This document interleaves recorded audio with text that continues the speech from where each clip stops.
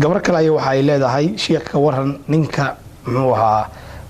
qaba haddaan waalidkiisa caayo ma ka furana alxamdulilah horta dadka muslimka in la caayo waa dembi qofka muslimkaana nabigeena calayhi salaatu wasalaam wuxuu ku tilmaamay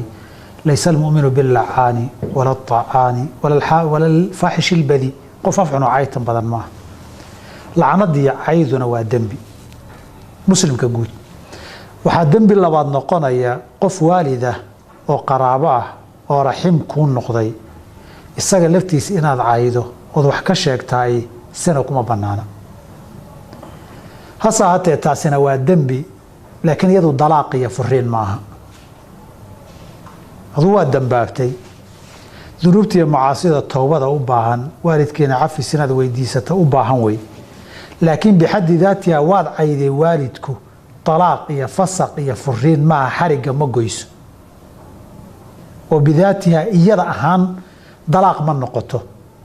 laakiin waa dembi aad gashay sababina kara reerku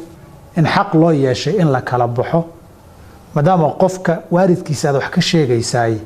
way dhici kartaa inuu meel gaaro laakiin haddii la kala tegaya furiin iyo fasaq baa loo baahanaya billahi tawfiiq